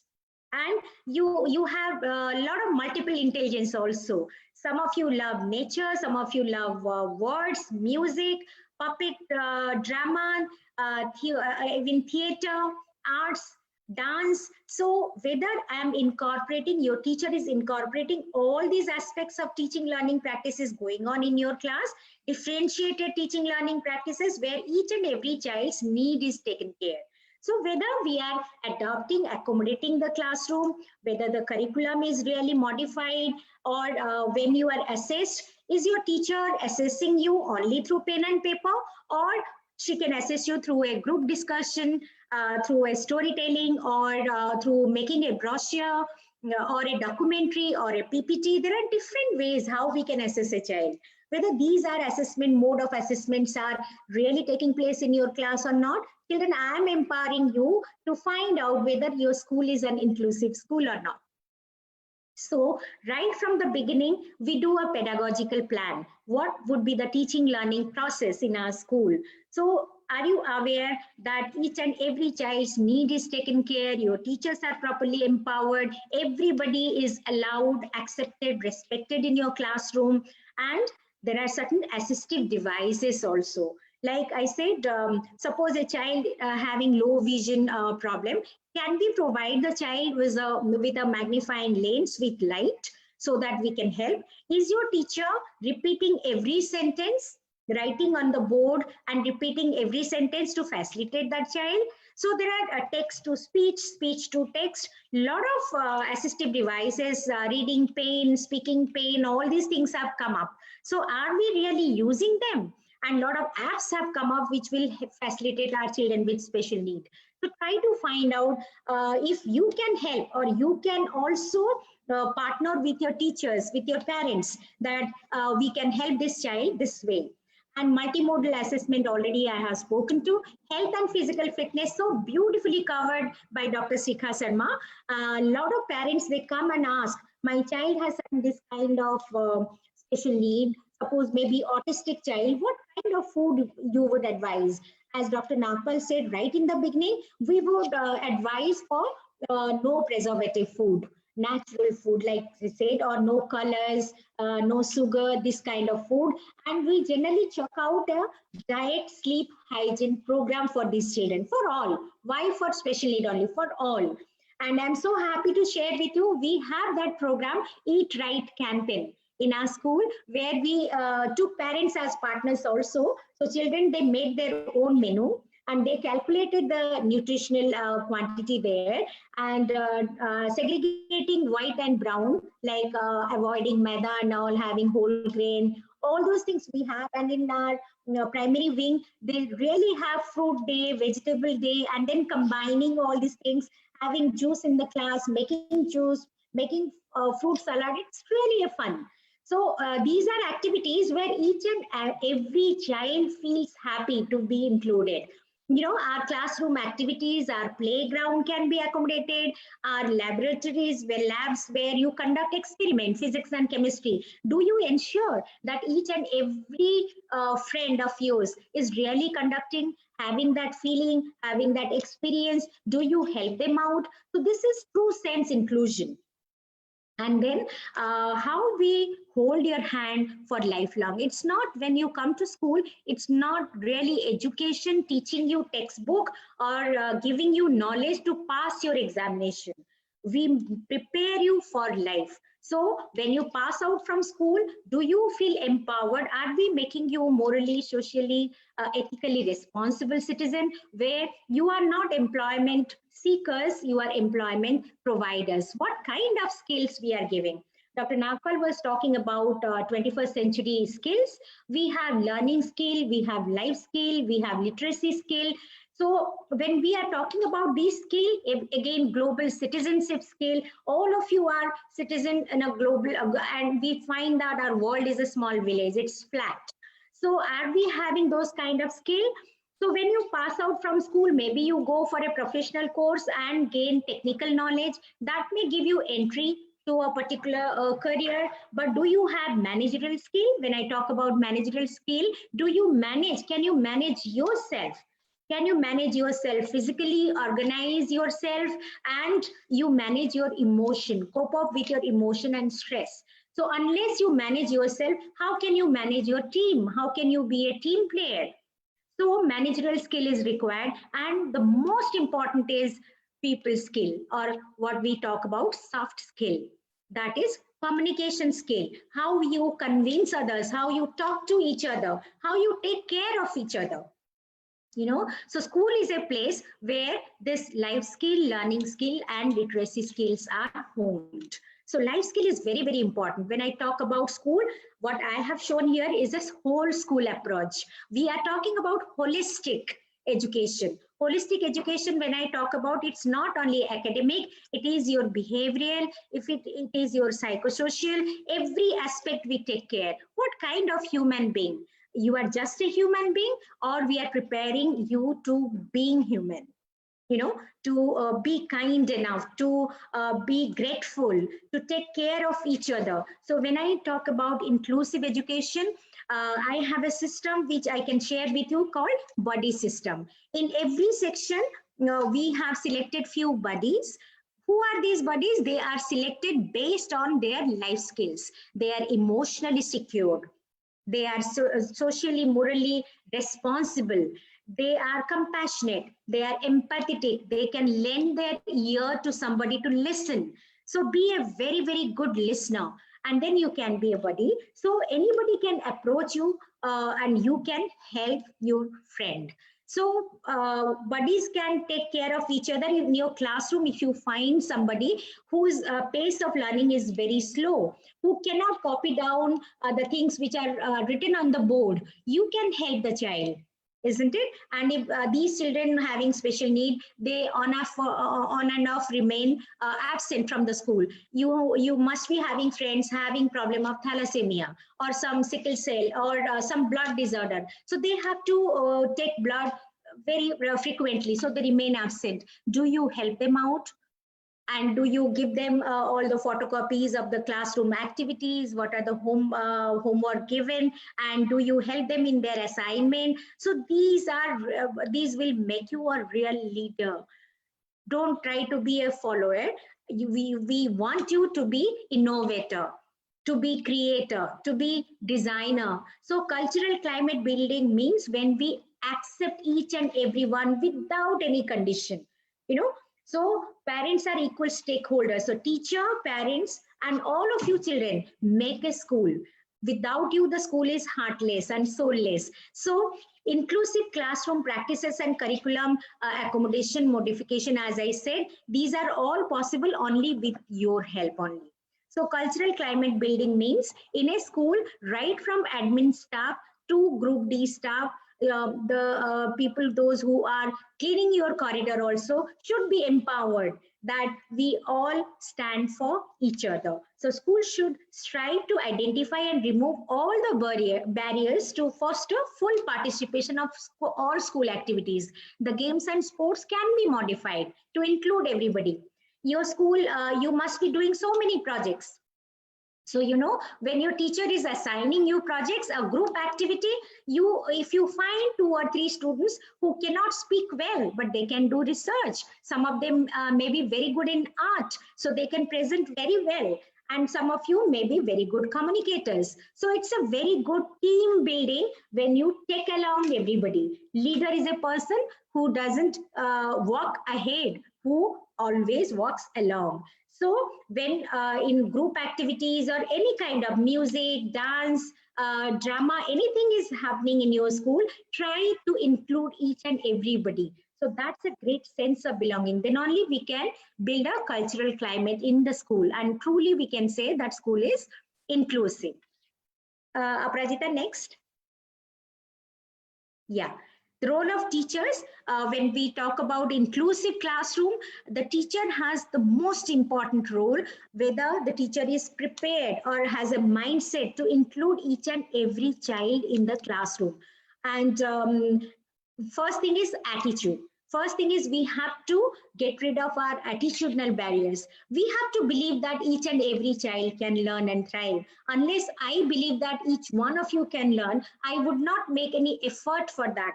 So involving all students in each and every activity, already I have discussed that. Collaboration with all the stakeholders. Most commonly, we call our parents to come inside the classroom. Let them see how the activities are conducted, how the teaching learning practice is going on. So parents also get that sense of belongingness. You know, so some of the children, those who have special needs, specific learning disability or some physical challenges or cerebral palsy, most of the time we talk to the parents very frequently, because unless they accept their children, it is very difficult to work with them. So I'll give you one anecdote here. One mother of a special need child in my school has a boutique, and then she got into a low feeling or depressed because my child has certain special need. She is not like other children. So she was into depression, closed her boutique and all those things. We called her into the classroom and we worked with the child, and the child is really doing well. And in concept mapping, in mind mapping, she is excelling. Now we encourage the mother to open that boutique, and this child can in the evening go to the boutique and have a feeling of different kind of fabrics. Later on in future, we wish to establish her in that boutique. So to have financial independence. So independence and interdependence, both are required in school. All of you must maintain an independent life. You must be confident. With that, you must recognize that all of us are interdependent upon each other. So that must be taught to you or practiced in the classroom. That is the role of the class teacher, where a suitable environment is given to you in the class. You feel accepted in each circumstances. That is most important. Next, Prajita.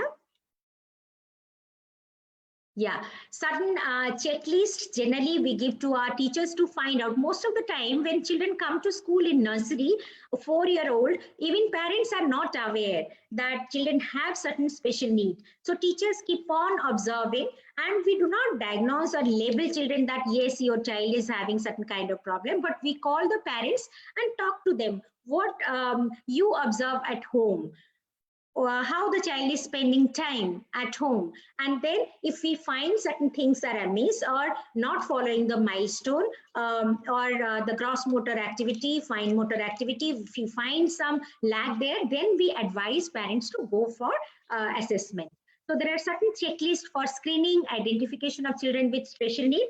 This is done in every class, so teachers are empowered with this checklist, and they can then certainly advise the parents to go for assessment. Next. Okay, these are all the checklists for 21 disabilities which we have developed, and this is very nicely discussed in that handbook, inclusive manual which CBSE has recently come up with. And it is only to facilitate the parents and teachers in the normal classroom. A music teacher, a physics teacher, SST teacher will find this handbook very, very helpful to make the classroom inclusive. So how the teacher identifies, then send the children to the special educator or counselor to observe more if there are certain behavioral problem, if there are certain mental illness or any other problem, then we send for professional assessment. So this is the process what I have shown you here, referral and assessment. This is a program and policy which every school must follow. As children, you are also part of your school. Some of you may be peer educators. We have a very well developed peer educator programs where they are properly trained to find out students who have certain special needs, who are feeling low or who are getting bullied or who are coming from broken families. So they take care of each other, or conflict resolution. So if you see anything is amiss, you can tell your teachers to have this kind of program, how children can be identified and then can be assessed and sent for professional assessment. Next. Okay, as I was talking to you, parent as partner. Parents should also know what they are expecting from the school, and we must advise and work with along with the parents, because they provide us with the most important beneficial inputs. What is happening with the child at home, what the home environment like, and then we try to collaborate with each other. Children with special needs, generally what we do, a week before we advise the parents that this week we are going to, suppose say for small children we are going to do with red color, or we are going to do with open and close concept, or big and small concept. So at home also all the activities, games should be oriented towards that. So home and school are at the same platform. So parents should not have any hesitation anywhere, any kind of, like during this COVID-19, parents are talking to us so freely that adolescent children, they are getting very aggressive, they're throwing things, they're banging doors, there is no diet, sleep, hygiene, throughout night they are playing with gadgets, and morning they do not wake up and keep on sitting and watching television, do not do any physical exercises, remaining aloof, not communicating with parents. So these are common problems which I keep hearing as a principal. So here, children, you also have to work on yourself. You can develop a new skill. Even on digital mode also, you can talk to your friends. We understand that you have lost your private space. You are missing your school. You cannot go out. But there is solution to each problem. So parents are there to help you. So even same time, no school will be successful without parent being cooperative or working together. So parents can provide critical information about their children, and then only we can develop individualized education program for each and every child having special need. When I talk about special need, I'm not at all talking about physical disability. I'm talking about any kind of special need. It can be gender identities, it can be different socioeconomic background, or it can be economically weaker section, or so-called below average child, they are being labeled. So we have to take care of each and every child. In this endeavor, we need parents' cooperation. That is a must. Aprajita, next. Okay, as I said, parents' feedback provides insights to the school, and communication with the school staff, teacher, and counselor is very, very important. One girl said to my counselor that I don't wish to stay in my home anymore. I want to come and stay with you. You know, because counselor is the one, she could find that she can confide, she can talk anything. So you find out somebody, your soulmate, as we say. So with whom you can discuss anything. So then only you can relieve that stress, anxiety, and panic which you are now having very, very frequently. So find a soulmate with whom we can discuss everything. And we wish to be your soulmate. Anytime you can talk to us. Next. In this endeavor, I would talk about Manodarpan, again under Prime Minister's Atmanirbhar program. Manodarpan is a website, children, you can visit that, which is providing psychosocial support to all of you. So children having special need or not having special need, each one of you can go through Manodarpan website. There are interesting flyers, posters, FAQs, and even counselors are available 24/7 to deal with your problem. So now I'm talking about individualized education program. So what is individualized education program? We are trying to customize. We are trying to individualize education program. If you have certain problem, how can we help you individually so that you get over that? So a goal is fixed. There are short-term, medium-term, long-term goal. And then as per plan, we go ahead. And this individualized education plan is really chalked out with the help of child, parent, teacher, counselor, everybody sitting together who understands the child very well. Next. So here I have shared, of course, the names have been changed. A few students for whom we have done individualized education program. You can find out children having behavioral problem, having socio-emotional problem, or having learning disability. Some of you may be having problem in calculation, in graphs, in comprehending, in reading, writing. So how can we help you? When you talk to us, discuss about your real problem, what you are facing. Some of you remain within yourself. You find you don't feel confident to talk about your problem, and you find that you are somehow not equal to your friends, and that leads to behavioral problem. So that's why, to help you out, there are individualized education program which can be chalked out only for you to take care of your need, and then you can flourish. You can learn and thrive. So how it is done? So student observation, how a child can be observed, every aspect of a child's growth and development can be observed in the classroom, at home, and then we sit together and then customize education plan. Whether the child is able to manage himself or herself, coping up with the emotion, and whether the child is a follower or a creator, or inquisitive, or remains passive, or extrovert, everything is taken care. And then only individualized education program is done, where accommodation, modification, exemptions are given. Next. So as I told you, all of you are different kind of learners, and we have, as I said, 8 multiple intelligences. Maybe I learn by seeing. So I can show you a lot of visual documentaries, flashcards, any visual input, and you feel good. If some of them are auditory, then music or some kind of instrumental, anything musical you love to learn, or kinesthetic, or nature smart, body smart. Through sports and games you try to learn, through dance you try to learn. So all kind teaching learning is an interesting practice where everything can be assimilated. If you love music and I'm teaching you a bhakti movement, Sufi movement, I can bring in music to the classroom and create magic in the classroom. Then you would learn. Some of you have maths phobia.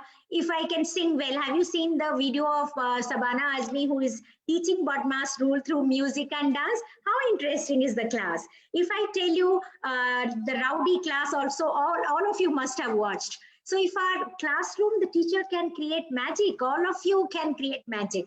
And for that, you need to identify what kind of learner you are. When you identify your own strength, then only we can nurture it, hone your skills. And if there are certain weaknesses, we need not label them at all. We can work on it. Doesn't matter. But you need to know, I met a girl who wanted to be an air hostess, and she got all the required skills. She was a very good communicator, and she was looking very good, and all kind of training, everything she got. But nobody told her the prerequisite is certain kind of height.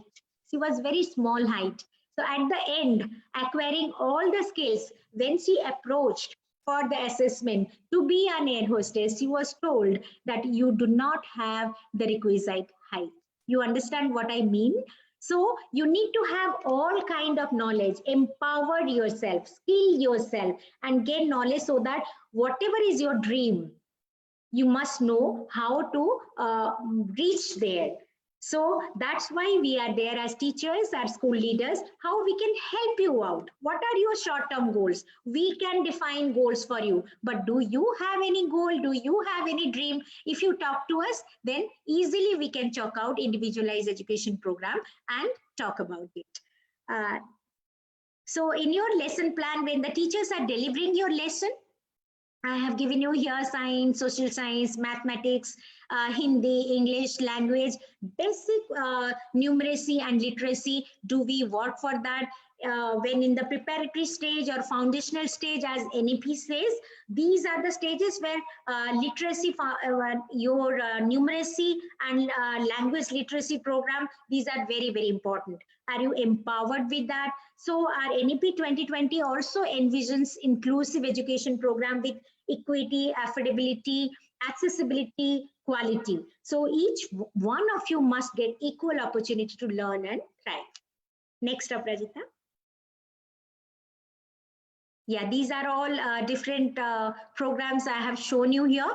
Little bit now, I'll talk about homebound program. During COVID-19, all of you are confined to home. So these are unprecedented time where we are confined to our home. You are attending online classes. So we are talking about your physical well-being, digital well-being, psychosocial well-being, intellectual well-being. So special need children, those who were coming to school regularly, were getting therapies, or as I said, individualized education program was continuing. Now with homebound program, how we are trying to help them. Here, children and teachers, I can tell you, what we have done is that we have made clusters, children having SLD, specific learning disability. We have made groups of parents and children together. Children having hearing impairment, they have been grouped together. Children having visual impairment, like that we have made groups. And what are their specific need? How we can help them in the school? If their therapies have stopped, we have done the networking with their therapist, with their hospital, and medical professionals, paraprofessionals who are providing them online help. As in the school, the teachers are conducting specific program for them, how they can, and chalking out visual schedule for them, how they can spend their time, how they will start their day, how they can spend 24 hours fruitfully. So what we have done, when you wake up, do some brain gymming. So what we are doing as teachers, they can send videos of brain gymmings. What is brain gymming? Both the side of the brain should work. When you do in an 8 in the air or do like this, traditionally we were getting punishment like that. So different kind of exercises are in the net. So start with some brain gymming. As Dr. Shikha Sharma told you, have some nutritional breakfast. And then, or you can make your own breakfast, make your own salad, make your own drink, and then you sit down and learn something. Learning should always be pleasurable. So you learn something which you love to do the most. So we have chalked out daily routine for the children, how they will spend their time. And we have time for your favorite TV program, to talk to your friends, to listen to good music. You can go for a walk with your parents in the park, with the mask, with social distancing, keeping intact. So all these things have been provided by the school. So what are the benefits of inclusive education, or all of you sitting together in a classroom? Increasing ability to help and support all the classmates. As I said, the so-called normal children become more empathetic. They learn the skill of empathy or kindness or grateful. If you help each other, you are only growing and rising together. So for the teachers, developing teamwork, collaborative problem-solving skill, we develop activities which are done in a group. So team building can take place. And for parents, feeling positive about their children, seeing accepted by the group, seeing accepted by friends, by teachers, by other parents. So this is the greatest benefit of inclusive education, where each and every child is accepted in the classroom. enabling development of friendship, strengthening a positive self-image by engaging in activities with peers. You know what you do, if a child with special need is coming to your class, before that, as a peer educator, you can orient your friends. Let's be friends together. Let us help the child, and do not do name calling, labeling, or giving that feeling to the child that you are somehow less than us. So all of you can work together and be a buddy. So again, teaching methodology for teachers, it has to be universal design of learning and reflective teaching. If I teach something later on, do I reflect myself? I could have improved my teaching learning practice. I could have given certain better examples which would relate to the real life, whether our teaching learning practice is relevant, relating to life. If I'm teaching in Delhi, and if I give example of Assam or Sikkim, the child who is sitting from Sikkim and Assam feels involved, engaged, and feels happy. So do we bring in regional content to the classroom, diverse content to the classroom? And do I really employ differentiated instruction in the classroom? If I am teaching digestive system, do I get an apple to the classroom and all of us eat an apple and then find out what is the role of teeth and saliva and tongue and what is the digestive system, how it is going down? So we can get attention of the child who has lowest comprehensive ability. So we take along everybody. So whether we follow a community approach, whether we have community partnership, we take along others, and we go back to the community and see some children with special need. Do we work for them? Do we bring along and empower them? So the basic purpose of education to prepare for life only. So are we following these methodology in the classroom or not? Aprajita, next. So as I told you, high five learning strategy, I really believe in this. So what do I mean by high five? That is sports, visual and performing arts, puppetry, storytelling, and theater. These are most important, powerful method of teaching learning practices. If these are happening in your class, the classroom must be a very interesting place. You would all love to be there. So tell your teachers to integrate all these strategies. Even we learn through feel, touch, you know, 5 senses, sensory integration. That is the next one, Aprajita.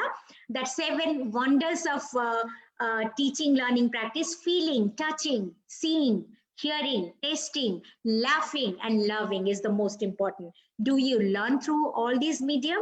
Then your learning is really for life. And you would be a citizen who will productively contribute towards the well-being of our society, and this world will be a much better place where each and every child will be welcomed, accepted, respected, loved, and all of us can learn, live, grow, rise together. Next one. So this is for something for teachers in inclusive classroom.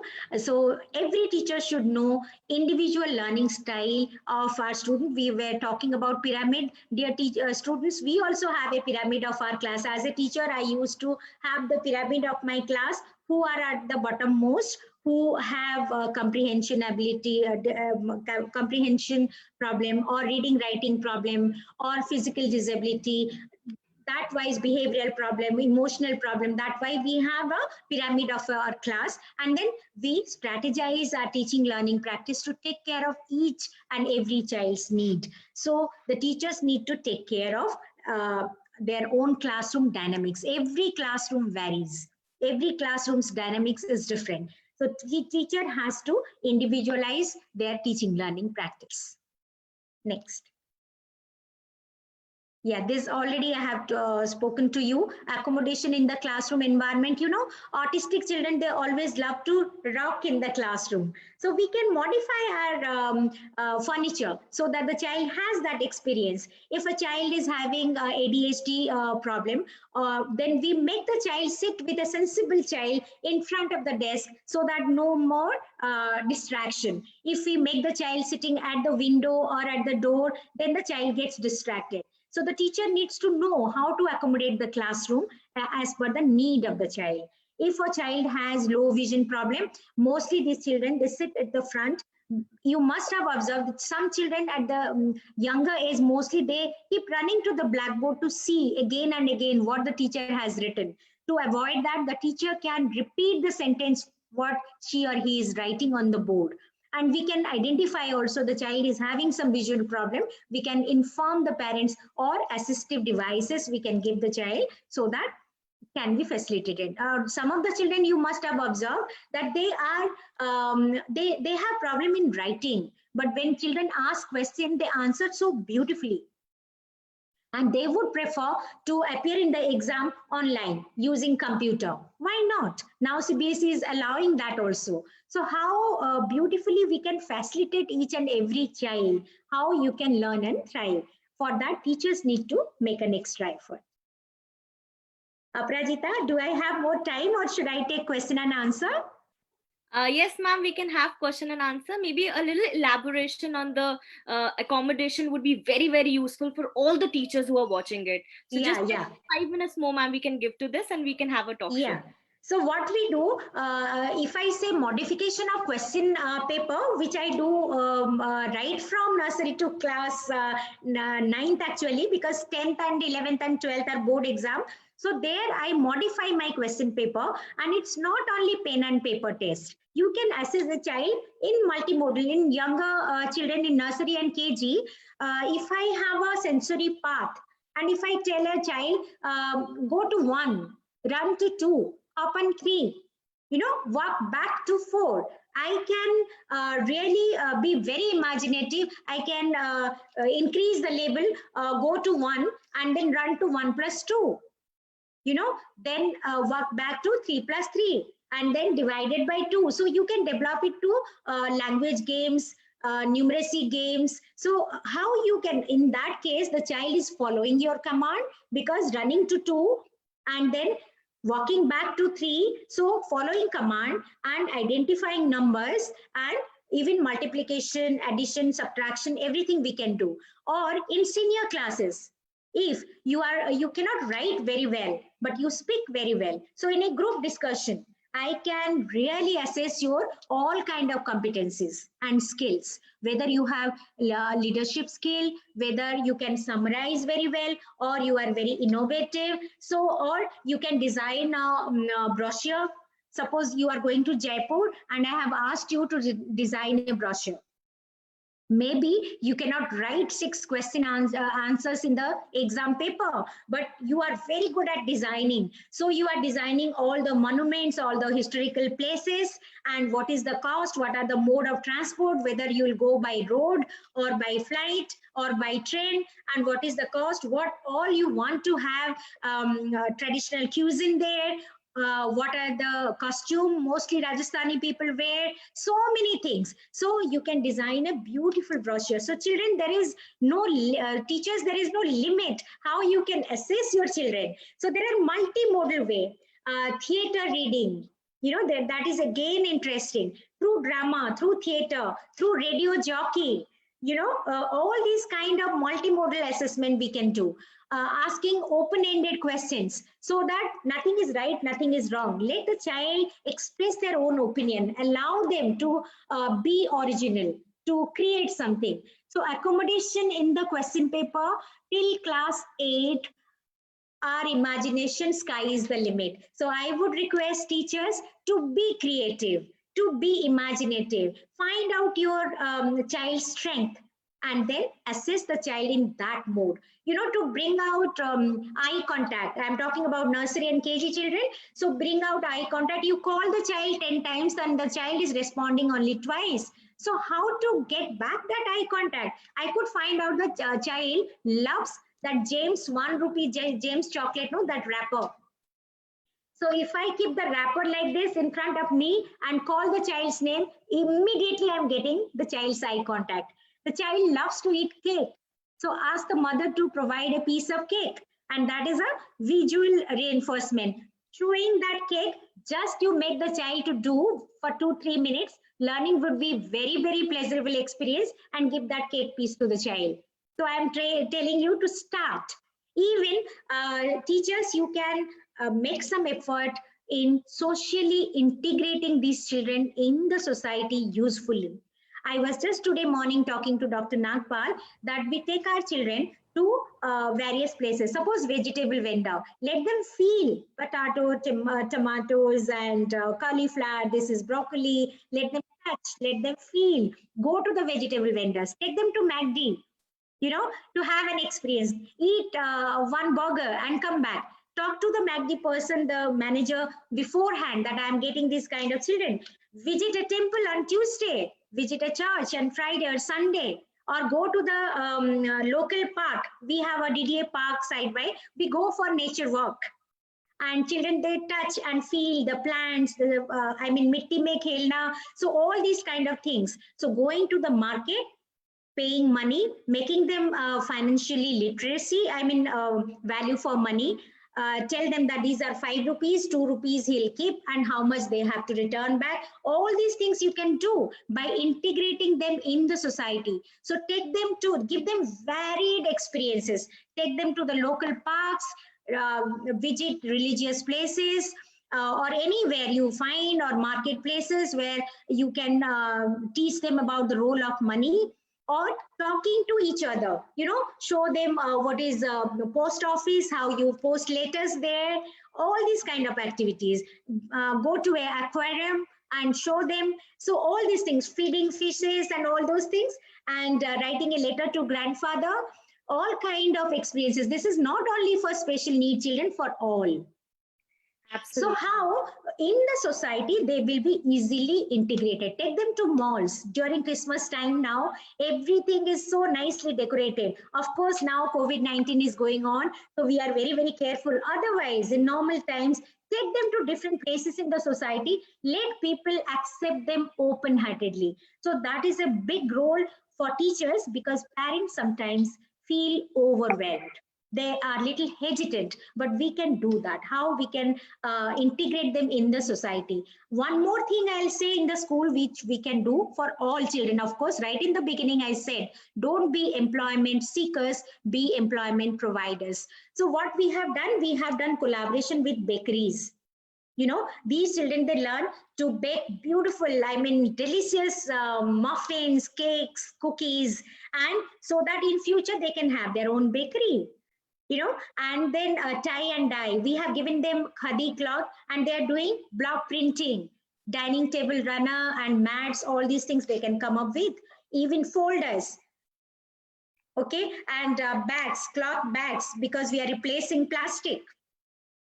And we have come up with 14 organic products. Your hand sanitizer from aloe vera, your mosquito repellent from neem oil. So all these things can be done in the school. Your floor cleaners, a disinfectant spray, all these things we are doing with everybody. I'm not segregating special needs children at all. Whole class is working. So when whole class is getting these skills, entrepreneurial skills, marketing skills, why I should buy their product, how they are promoting their product, how they are packaging, how they should price their product, every kind of knowledge you can give teachers and make your children empowered so that they can provide employment to 100 more rather than seeking. So this is how inclusive education is a beautiful experience. Let us all walk along and include everybody together. Thank you so much, ma'am. I think it has been a very absolute comprehensive session on inclusive education and also holistic development. The way you have quoted the example, the real life situations and what ITL Public School is doing, it's a remarkable experience, I think, which every school would look forward to imbibe it. Thank you so much, ma'am. Ma'am, there's just one question which I think we need to revise upon, or maybe we need to re-look upon on this. We are aware of the National Education Policy, and National Education Policy have emphasized on the socio-emotional well-being of children. Ma'am, how do you feel that in this new very important initiative by Government of India, and the socio-emotional well-being plays a very, very important role, especially in schools? It plays important role everywhere for that matter, but especially in formative years, especially in children and adolescent age. Yeah, it is really important. Nowadays, we are going from the program ACL 360 social emotional learning 360 degree. So we are adopting that approach of learning where every child feels secured, emotionally secured, or socially integrated. So for that, we have a well thought out program, mental health program, or peer educator program in our school. I know that many schools, they follow that. So we have also mediators. Mediators are properly trained for conflict resolution to identify problems in others, in peer group, and how they can talk to each other. During this COVID-19, I'll tell you, there is an e-interact club in my school. So these e-interact club is managed mostly by peer educators. So class 12 and 11, they are talking to class 6, even class 4 and 5 also, even their hygiene, and children, those who are attaining puberty, also how to manage themselves with their bodily changes, with their behavioral changes, when they feel like experimenting many things which are positive or negative. Always there are two sides. You can experiment to smoke, or you can experiment to make your body also, to acquire some skill. So how we can steer them? So these e-interact clubs are really proving beneficial. So they are talking to class 6, 7, 8, 9, what are most relevant, how they feel, and how these peer educators can help them. So they have come up with a lot of activities, worry jar, like if you label your emotion. First thing is you identify your emotion. It is perfectly all right to feel low. We must identify our emotion, then only we can work on it. So these e-interact club is proving to be very, very beneficial, managed by peer educators. So what we are doing is that giving leadership to our own children, to take care of socio-emotional learning part. And mental health is most important these days. Right from October onwards, we are conducting so many activities, webinars, and symposiums. Even digital magazine also we have come up on socio-emotional learning and how we can take care of each other. That's really wonderful, ma'am. I think the purpose of redefining the skyline of education has been to get the child and the adolescent in focus, and help them to not be the recipients of learning but also transmitters of learning, isn't it? That's what you're Yes. doing. And a large number of schools across the country, including the ones who have joined the Adolescent Summit, actually need to aspire for that so-called state of mind, where every adolescent who is crossing, say, fifth standard and coming into the middle school and moving to the high school becomes actually empowered to give suggestions regarding such an involvement. So participation and proactive generation of interest in the school environment, therefore the family can benefit from it. Yes. Why the children should not be messengers of everything they learn and do? And I think every parent, I feel, and we all have been listening to students for so many years, every parent is a learner for whatever you've said, ma'am. In fact, I would the whole idea tell about, children, yeah, those who are in the yeah, audience, to make a yeah, competition, mask making competition, and sure, one slogan help here the for inclusive education. I did that in my school. So many of them came up with "I care for you," on the mask writing. So like that, you can have a competition. Let's see how inclusion is a mindset, as Dr. Nagpal said, how you are reflecting. because the two major areas and the arenas where children grow, and especially when the family and the school join hands, I think the meaning part of education, the true the philosophy of education becomes much clearer. Otherwise it is like going to school to achieve a particular report card. And now, ma'am, Yes. as you are part of it, the holistic progress Progress card, card. which actually talks about progress, it is not a report card. And the coming years will tell us about each child and each adolescent actually making progress, Yes. and being a self reporter, being a peer reporter, being a reporter for your own life. And that's how the self esteem increases, isn't it? When you allow the young people to actually become masters of their own reporting. Okay, this is what I wish to do, this is what I like to do, and this is what I can accomplish. And give the opportunity. The school is bound to give an opportunity. Yes. For example, to be a peer Self-assessment is educator very, very in, important as we are talking. yeah, yeah. So the YUVA SANSAD actually as a terminology came from students only, ma'am. You remember in the summit long back when we started this Yes. international summit, 2012, and there were students who said that, okay, there should be a youth parliament, there should be a teenage parliament where we can actually come together and shower our own ideas and suggestions to the school, the family, the government, and also governance. So when you talk of inclusivity, you talk of certain behavioral mindset, or maybe the peer influences on each other. I think most important is to give them a platform, a sort of a stage and a Yes. forum. जब वो forum होगा तो बच्चे express करेंगे ना, and express करेंगे तो उनके ideas को consolidate किया जा सकता है. And I think it's been a wonderful Very true. beginning again this time.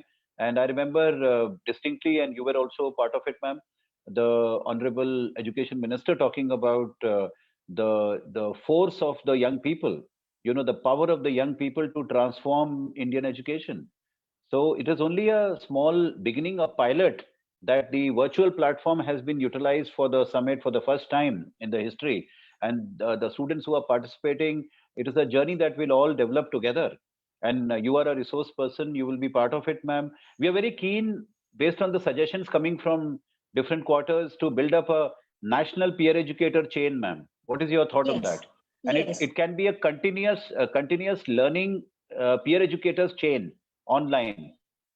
Maybe you can give us more ideas on that, and how students will give us more ideas to maintain a continuously expanding chain of learning for peer empowerment, not only for life skills and maybe mental health, but also to develop an inclusive environment Yes. from the eyes and the vision of the student, isn't it, ma'am? Definitely. So, In yeah, ma'am. higher education, like IIT and IIM, they have their alumni base Yeah. very strong. Somebody passing Sure. out from XLRI will look for somebody. If the child is passed out from XLRI, they give preference. If they're established. Similarly, our peer educators, they are ambassadors of our institutions.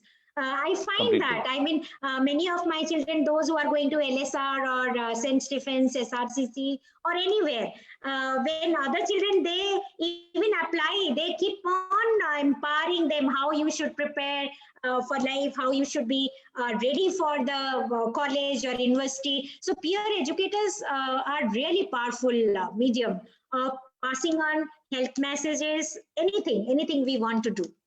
It's a good program. Absolutely. Because the messages from the messenger, who is a recipient for tomorrow, I think would play a wonderful milestone and the Yes. achievement for that. And lastly, ma'am, I think what is going to happen is these abundant ideas, they need somewhere to be consolidated.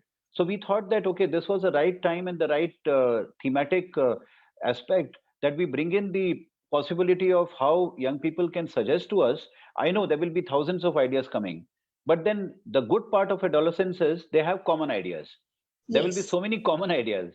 So if a student from Dhumka in Jharkhand, and a student from Raipur in Chhattisgarh, and from Cochin in Kerala is giving suggestions about how they want to start the peer educators model for health and well-being, I think they will have some common ideas and even very similar ideas. So the charm Yes. is to first consolidate what they want to share with us.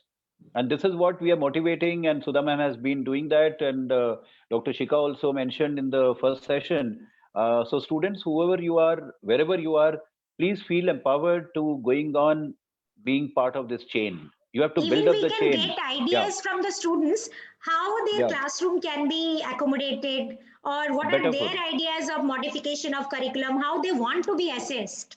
Absolutely, ma'am. Besides pen and Absolutely. paper, we can get a lot more new ideas and implement them. And that will be very creative. It would actually lead to 360-degree assessment Yes. that we all talk about. Yeah. Absolutely, ma'am.